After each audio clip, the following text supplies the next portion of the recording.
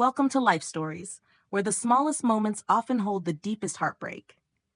Imagine building a life with someone for 15 years, only to have it shattered by a single cold text message.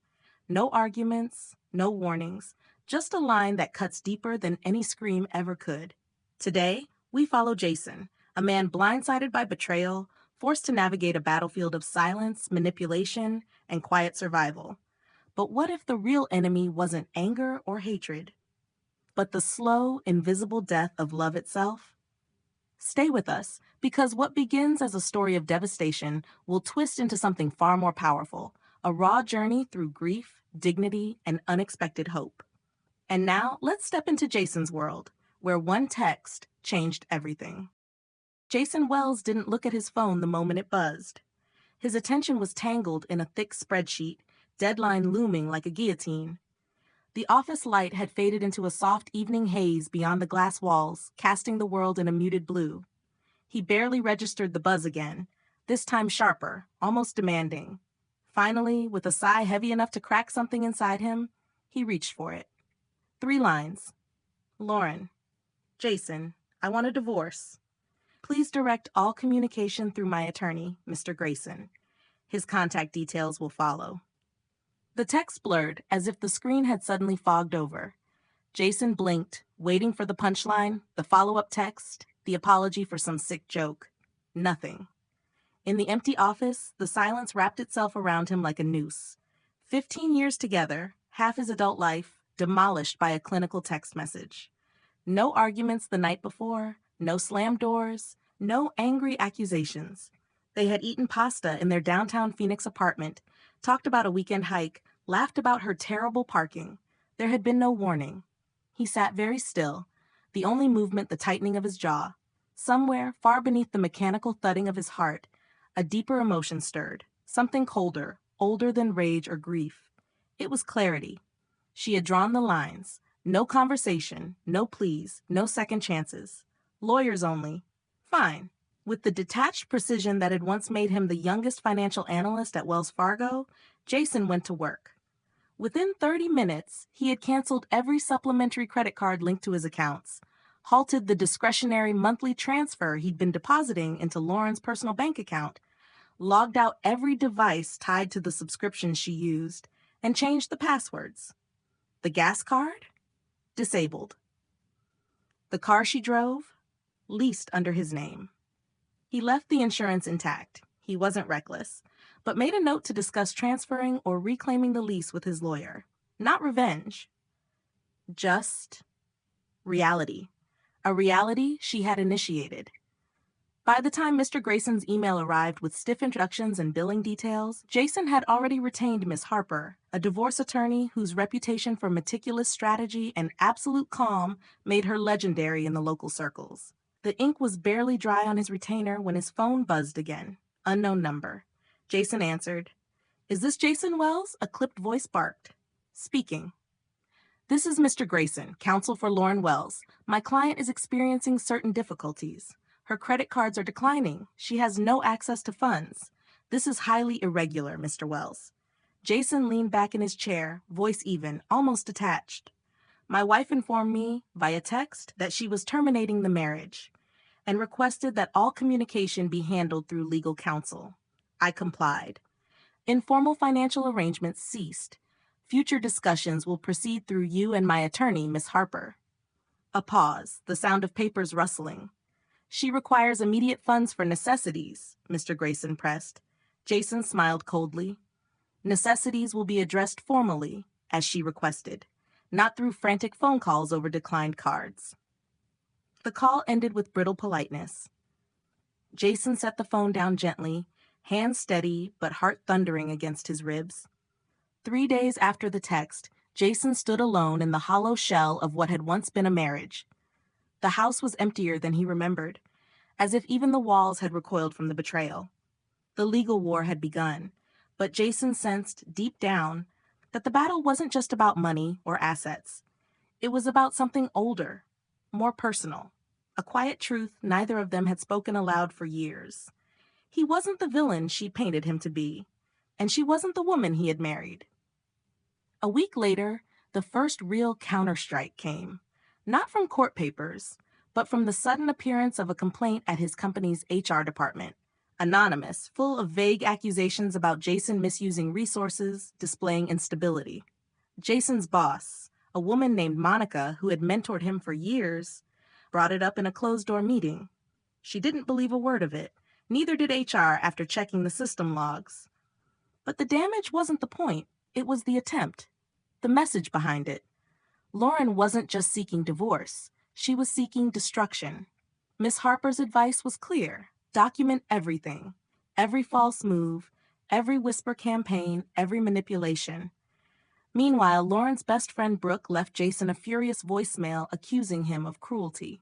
That Lauren was couch surfing. That she had nothing. That after everything she had given him, he had abandoned her. Jason listened to the message once, deleted it, and sat alone in the darkened living room, the echoes of 15 years haunting the walls.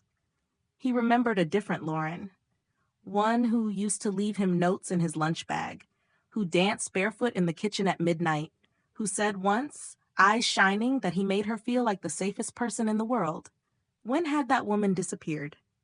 When had she become someone who weaponized lawyers and lies? Jason didn't know. Maybe he never would. But as he stood there, in the twilight of a life dismantled piece by piece, Jason understood one thing with absolute certainty. If Lauren had declared war, she would find him a far more patient and dangerous opponent than she ever anticipated. Was Jason wrong for responding with such coldness, or was he simply honoring the boundaries Lauren had drawn first? Could a love built over years truly be erased in a moment? Or was there always a hidden fault line waiting to break? What Jason didn't know yet was that the first text was only the beginning, and the real betrayals were still hidden, waiting to detonate. Continue to Part 2, Hidden Weapons. The subpoena arrived on a Wednesday morning, disguised in a stack of junk mail Jason almost tossed into the recycling bin. A thin white envelope, unremarkable in its appearance, but inside, an accusation that sucker-punched the breath from his chest. Lauren was seeking an emergency court order, claiming not only financial hardship, but emotional distress, asserting that Jason's sudden withdrawal of support had been deliberately malicious, meant to punish and destabilize. For a long minute, Jason just stood there in the kitchen, the chill from the tile floor seeping up through his bare feet. Was this what it had come to? Had the woman he once traced lazy circles on Sunday mornings now weaponized the very love he'd given her? Miss Harper's voice on the phone was steady, clinical. "They're positioning you as the aggressor," she said. "They're trying to flip the narrative." Jason gripped the counter, knuckles whitening. "But I didn't start this." "You respected her wishes," Harper agreed. "But family court isn't about fairness. It's about evidence, emotion. Evidence, emotion. Two things Lauren had always excelled at manipulating. Two things Jason had always been too slow, too trusting to counter. The court date was set for Friday. 2 days. Not even enough time to catch his breath. That night, Jason couldn't sleep. He wandered the dark house like a ghost, the creak of the hardwood floors underfoot, a lonely metronome ticking off the hours. Photos stared down at him from the walls. Smiling vacations, birthday parties, Christmas mornings. All lies, he thought grimly. Or maybe not lies. Just moments preserved in amber, long dead inside before the cracks even began to show. Sometime around 2 a.m., he found himself standing at the closet he hadn't opened in months. Lauren's closet. Most of her things were gone now. Sweaters, jeans, those ridiculous fuzzy socks she hoarded. But high on the top shelf, forgotten or perhaps intentionally left, was a dusty old shoebox. Jason pulled it down, sat on the edge of the bed, and lifted the lid. Inside were letters. Hundreds of them, folded haphazardly. Some old birthday cards, others just scraps of paper. Notes she'd left him over the years, back when love was still a language they both spoke fluently. "You're my safe place. No matter what happens, it's you and me against the world.